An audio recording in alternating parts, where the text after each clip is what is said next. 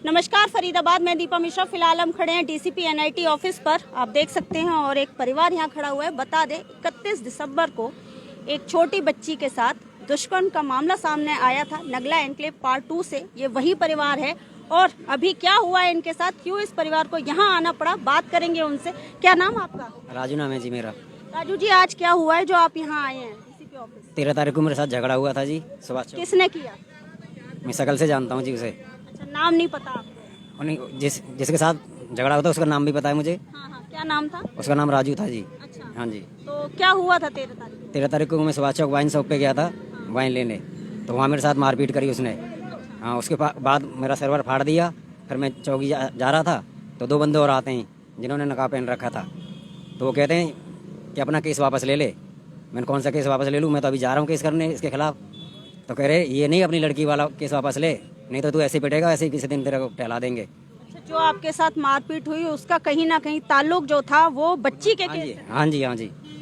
वो तभी तो चेहरा बांध के आए थे वो। अच्छा। कहते नहीं किसी दिन तेरे को जान से मार देंगे ऐसे ही। अच्छा। नहीं तो आज तो तेरे साथ है, नहीं तो कल को देख क्या करते हैं फिर हम। आपको जान से मारने की धमकी दी जा रही है? हाँ जी। केस वापस ले? केस वापस ले। मेरा सर्वर सब फटा पड़ा है जी। और मैं चौकी गया था जी। देखो जी, ये अभी भी ना ब्लड के निशान है, ये देखिए, यहाँ से ये सर फटा हुआ हम ज्यादा पास से नहीं दिखा सकते हैं। चेहरे पे भी और आप देख सकते हैं परिवार है, एक बच्ची के साथ दुष्कर्म की घटना होती है और उसके बाद जो पीड़ित है उसको धमकी दी जाती है कि केस को वापस ले वरना जान से मारने की धमकी दी गई है, जिसके चलते ये यहाँ पहुंचे। एक बार 31 दिसंबर वाला मामला थोड़ा ब्रीफ में बता दे, जो लोग आज खबर देख रहे हैं उन्हें समझ में आ जाए कि ये मामला क्या था। थोड़ा सा भाई बताएंगे मेरे। सुशील जी हमारे साथ भीम आर्मी से। सुशील जी, एक बार वो मामला बता दें जिसके चलते ने जान से मारने की धमकी दी जा रही है। देखिए, पहले तो आपके चैनल का धन्यवाद करते हैं कि आप चैनल के माध्यम से पीड़ित परिवार की आवाज़ उठाते हैं, जिससे पीड़ित को न्याय मिलता है। देखिए, 31 रात की बात है। लड़की की माता जी मेरे पास आई, मेरे से फ़ोन किया, भाई ऐसी बात हो गई है और लड़का रात को 2 बजे घर में घुस गया है, बदतमीजी हुई है। तो जिसकी हमने शिकायत पुलिस चौकी में दिवाई। पुलिस चौकी से बाद में एनआईटी थाने पहुंचे हैं, महिला थाने में रात को हमारे साथ वैसी अनकंफर्टेबल वाला बिहेव हुआ। अब रात को 2 बजे या 1 बजे में छोड़ दिया, घर जाइए, पैदा घर पहुंचे। उसके बाद अगले दिन फिर डीसीपी साहब के पास आए। डीसीपी साहब से सारी बात रखी। डीसी साहब ने कहा कि आपका काम हो जाएगा, तो सारा काम हुआ, एफआईआर दर्ज होगी, मेडिकल भी हुआ। उसमें से एक आरोपी गिरफ्तार हुआ, जो हमने गिरफ्तार किया था। बाकी के 4 आरोपी अभी तक गिरफ्तार नहीं हुए हैं। अच्छा, बाकी के जो उसके साथ के आरोपी थे वो अभी तक फरार हैं? वो जो आरोपी है वो कहीं ना कहीं पे दबाव बनाते हैं कि फोन के माध्यम से या फिर किसी दलाल के माध्यम से कि राजीनामा कर लो, ये कर लो, दबाव डालते हैं। इसका नतीजा निकला 13 तारीख को इसके साथ झगड़ा हुआ। वो तो एक वाइन का तो बहाना था, झगड़ा करना था, डराना था इनको। झगड़ा किया इनके साथ। झगड़ा करने के बाद ये वहाँ से कंप्लेंट देने गए हैं, तो फिर इनको आगे फिर जाके घेरा है। 2 नकाब पोस्ट आते हैं, एक लड़का वही होता है, मारपीट फिर करते हैं इनके साथ। मारपीट करने के बाद ये चौकी जाते हैं, कंप्लेंट लिखाते हैं कि कंप्लेंट में बोला कि मेरे को इस तरीके से बोल के मारपीट की गई है कि केस वापस करो। पुलिस को तभी एक्टिव होना चाहिए था कि ये पुराना मैटर है, ये कहीं मैटर ज़्यादा बढ़ ना जाए आगे, कोई इसके पीछे कोई साजिश हो सकती है। तो पुलिस ने कोई एक्टिव नहीं हुए, पुलिस वाले ने इनको घर भेज दिया कि हम तुम्हें बुला लेंगे बाद में, लेकिन कुछ भी कार्रवाई नहीं हुई इनसे और ना ही इनका मेडिकल कराया। जब उन्होंने 16 तारीख को मुझे बताया ऐसी बात है, मैंने अपने धीरज पाल जी से बात करी कि ऐसी बात। उन्होंने कहा कि आप अब रात हो रही है, सुबह जाना। मैं सुबह थाने चौकी पहुंचा। चौकी मैंने बात करी, हाँ जी क्या बात हुई?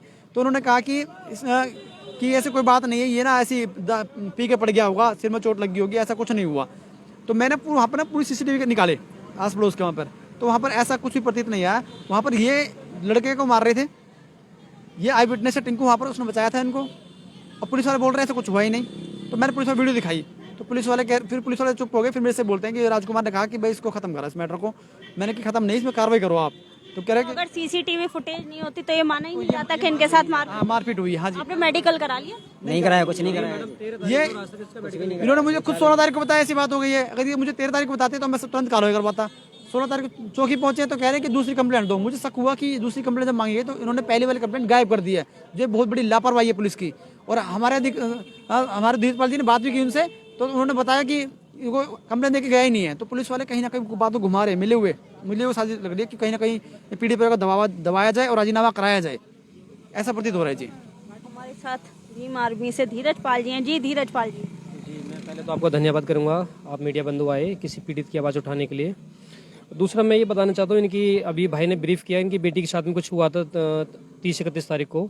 उसी केस से संबंधित इस पीड़ित परिवार का कल मुझे फ़ोन आया कि जी मेरे साथ में 13 तारीख को मारपीट की गई थी, जिसकी मैंने इस थाने में शिकायत दी और जिस पर अभी तक कोई कार्रवाई नहीं की गई है। और मेरा सर भी फटा हुआ है, लेकिन अभी तक मेरा मेडिकल नहीं कराया। मैंने तभी तुरंत अपने डीसीपी साहब हैं NIT के, मैंने उनसे संपर्क किया और मैंने पूरी घटना के बारे में जानकारी दी। मैंने कि जी इस पीड़ित परिवार के बारे में मैंने पहले भी आपको बताया था कि इनको जान से मारने की धमकियां मिल रही हैं, जिसपे 5 आरोपियों में से 1 आरोपी गिरफ्तार है, 4 अभी भी फरार है। 4 आरोपी फरार हैं, उसी के चलते। जी मैंने कि बिल्कुल। और जो पीड़ित है वो थाने में शिकायत देता है और शिकायत पे कार्रवाई ना करके ना ही मेडिकल कराया जाता, और आज 3 दिन भी वो व्यक्ति परेशान है और मजबूरन आज उसने न्याय के लिए हमसे उम्मीद लगाई। और मेरा आपसे अनुरोध है कि पीड़ित परिवार की मदद करते हुए जिस भी अधिकारी ने इसमें लापरवाही बरती है उस अधिकारी के खिलाफ और जो पीड़ित ने शिकायत दी उसके तहत में कार्रवाई की जाए। तो इसमें मेरे को लग रहा है कहीं ना कहीं पुलिस अधिकारियों को बहुत बड़ी लापरवाही रही है, क्योंकि पीड़ित ने 13 तारीख को जो शिकायत दी अभी तक इसका मेडिकल नहीं कराया। मैं आपको दिखाना चाहूँ कि इसके सिर में अभी फटा हुआ है, इसको कितनी इंजरी है कितनी नहीं है क्या कुछ है ये, जबकि पुलिस का ये राइट ये बनता है। भी शायद मारपीट के ये निशान है, इधर ये निशान है इसकी ब्लड पे, ये पैंट पे देखिए अभी ब्लड के निशान लगे हुए हैं, मारपीट के निशान, ये साफ देख सकते हो। और सिर फटा हुआ है, वो हम आपको नजदीक से नहीं दिखा सकते हैं। और जबकि पुलिस की पहली ये बनती है इन्फॉर्मेशन कि जो व्यक्ति को शिकायत भी दे रहा है तो उसकी शिकायत के आधार पर कार्रवाई करें। अगर उसको कहीं चोट है तो उसको मेडिकल कराएं कि कितनी चोट है क्या कुछ है, उसका ट्रीटमेंट करें। लेकिन वो एक जो इंसानियत होती है ना, वो चीज़ नहीं रखी उन्होंने। एक सिर्फ शिकायत ले ली और बोल दिया गया आप जाओ, और जब दोबारा जाते हैं तो बोला जाता आपके पास आपकी कोई शिकायत नहीं आई है। तो इसका मतलब साफ है कि कहीं ना कहीं उन्होंने उस शिकायत को, जो अभी सुशील भाई ने बताया, कि गायब मेरे हिसाब से कर दिया है। और हम इसी बात को लेकर हम डीसीपी साहब के पास आए। आज हम डीसीपी साहब के संज्ञान में रखेंगे।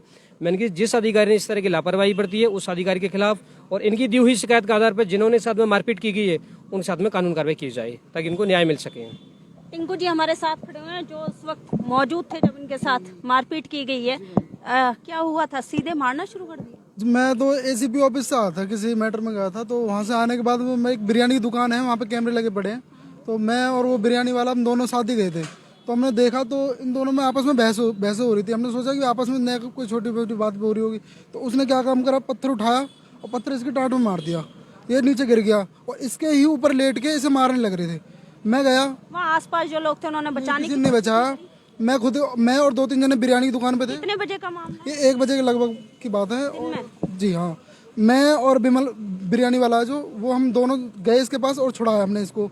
फिर हमने इससे बोला कि तुम जाओ और अपनी एप्लीकेशन देगाओ चौकी में, वहाँ जाओ। तो ये संग के संग चले गए थे। तो मुझे लगा इनकी FIR दर्ज होगी। तो ये 17 तारीख को सुशील भाई का फ़ोन आया था मेरे पास कि भाई ऐसे बात है और मतलब इनकी FIR दर्ज नहीं कराई है और चल रहे इनके पास। तो हम गए तो वो बोल रहे थे कि भाई कौन सी FIR, इन्होंने कोई कराई नहीं अभी तक, ये दारू के नशे में थे और इन्होंने कुछ कराया नहीं। हमने बोला कि सर इन्होंने CCTV कैमरे चेक करा लो। वो कह रहे नहीं यार दूसरी लिख के दे दो, इसमें क्या हो रहा है, आपस दारू क्यों ख़राब कर रहे हो। मुझ पर इसी बाकायदा वीडियो रिकॉर्डिंग है। मैंने चौकी में, मुझे जब लगा था ना, वो कह रहा था कि भाई हमारे ऊपर से ऑर्डर है कि FIR दर्ज नहीं करनी किसी की। राजकुमार कह रहा था इस बात को, इसकी हम पे CCTV रिकॉर्डिंग। पूछा नहीं क्यों ऑर्डर दिए गए हैं कि FIR दर्ज नहीं करनी, ऐसा कोई ऑर्डर क्यों दिया गया? मैम लिंक हो जिससे नहीं कर रहा वो कार्रवाई नहीं कर रहा। SHO साहब ने मैंने बोला था कि SHO साहब ने मना करा था कि हाँ भाई SHO मान ले, कि मान उन्होंने मतलब ऑर्डर से मना है, मैं कुछ नहीं कर सकता इस केस में। और ये कह रहा था कि इसमें राजीनामा करवा दे, सुशील भाई से कह रहा था। सुशील भाई ने कहा भाई मैं क्यों करा, 13 तारीख वाले में, 31 तारीख वाले में, 13 वाले में नहीं कह रहा था इसमें राजीनामा करा दे। हमने सुशील भाई ने बोला कि नहीं भाई इसमें तो ऊपर तक बात चलेगी, इसमें राजीनामा नहीं होगा। तो कि वो कह रहे थे कि भाई ऐसा करो दूसरी लिखवा दो। तो कह रहे सुशील भाई ने कह दिया कि नहीं पहली वाली में लिख कर दो, जो अब मान लो अब तुम लिखवा दो, ये बयान कुछ और हो जाए तुम इसमें फिर क्रॉस करवा दोगे। तो इसलिए वो फिर ऐसी कोई बात हुई थी। फिर वो बाहर जाके मतलब जहाँ पे इन्होंने लिखवा, कंप्यूटर पे लिखवाया था, तो उस पर जाके डिलीट करवा दी उन्होंने। मेरे सामने बाकायदा रिकॉर्डिंग भी थी मेरे पास। हाँ जी, वो गए थे, कुछ बात की थी आपस में, उन्होंने सिस्टम से डिलीट करवा दी। बाहर जाके डिलीट करवाई, कुछ भी हमारे मतलब जाने के बाद वो खुद गए थे उस जगह, और उसको जो कंप्यूटर पे बैठता सिस्टम पे, तो उसे बाहर ले जाके ये सारी बात हुई थी। जो हमने पहले पूछा था कि सर वो निकल जाएगी एप्लीकेशन जो दी थी हमने, तो वो कह रहा था हाँ निकल जाएगी। फिर जब उससे बात राजकुमार की बात होगी तब वो कह रहा था भाई नहीं है, वो हम पे डिलीट हुई पड़ी, हमने सेव नहीं की। ये सारी जो बातें हैं ना कहीं ना कहीं शक पैदा करती हैं कि पुलिस इसमें कहीं ना कहीं लापरवाही बढ़ती रही है, क्योंकि जो पीड़ित है उसकी दी हुई शिकायत पे कार्रवाई ना करके बंदे का मेडिकल नहीं कराया। और फिर अभी जो टिंकू ने बताया कि जहाँ पे इन्होंने शिकायत कराई वहाँ से शिकायत को डिलीट करा देना, तो सारी बातें ना कि हमें ऑर्डर नहीं है FIR दर्ज। हाँ बिल्कुल बिल्कुल, ये कहीं ना कहीं शक पैदा करते हैं कि कुछ ना कुछ गलत चल रहा है इनके मन में, जो पीड़ित परिवार को न्याय नहीं दे। और मैं खासतौर पे बता दूं मैम आपके न्यूज़ चैनल के माध्यम से, कि पर्वतीय कॉलोनी के अंदर जो पुलिस चौकी है उसमें मैं पिछले तकरीबन 1 साल से मैं ये देखने में आ रहा है कि वहाँ पे हमारे लोगों को ना चिन्हित करके, खास करके भीम आर्मी के जो हमारे पदाधिकारी हैं और दूसरे जो हमारे समाज के जो लोग हैं उनको चिन्हित करके उन पर कार्रवाई नहीं की जाती। जबकि मेरे पास में कई शिकायत ऐसी है जो हम रिकॉर्डिंग भी है उनके। पीछे आप सीपी ऑफिस पे भी गए। जी जी जी बिल्कुल। देखिए ये कुछ शिकायतें ऐसी भी है जो हम पहले भी दे चुके हैं, लेकिन इस पे ना कार्रवाई नहीं की जाती है। तो ये बहुत समाज बड़ी इकट्ठा लापरवाही हुआ है। था सीपी ऑफिस पे। हाँ जी, हाँ जी। अपनी शिकायतें लेके। जी जी बिल्कुल बिल्कुल मैम। तो इसमें ना हमारे, और अगर कोई झूठी भी शिकायत हो हमारे कार्यकर्ता पे उस पर शिकंजा कसते हैं कि भाई ये नहीं आना चाहिए, क्योंकि जो हमारे जो कार्यकर्ता हैं वो समाज सेवा में करते हैं कि कोई भी व्यक्ति अपना घर बार काम धंधा छोड़ के किसी भी समाज सेवा में, लेकिन हमारे लोगों का मोटिव ये है कि अगर हमारे मार्फत से किसी को न्याय मिलता है तो हम अपना शुक्रगुजार करते हैं कि हमारे मार्फत से किसी को न्याय मिलता है। अभी आप यहाँ आए हैं, आपको क्या आश्वासन दिया? अब जी आए हैं, देखते हैं सर क्या कहते हैं। हमें अभी आपकी मुलाकात। अभी मुलाकात नहीं हुई। अभी साहब थोड़ा बिजी हैं, अभी मिलेंगे उनसे, साहब ने। तो फरीदाबाद आप देख सकते हैं 31 दिसंबर को एक बच्ची के साथ अपराध होता है और जो परिवार है उसको कहीं ना कहीं दबाव बनाया जाता है केस को वापस लेने के लिए, और उसी बच्ची के पिता के साथ मारपीट करी जाती है 13 जनवरी को। 31 दिसंबर से 13 जनवरी को पिता के साथ मारपीट करी जाती है और फिर से दबाव बनाया जाता है, जान से मारने की धमकी दी जाती है केस वापस लेने के लिए। जोड़ेंगे फरीदाबाद आपको ऐसी अन्य महत्वपूर्ण खबरों के साथ। बहुत बहुत धन्यवाद।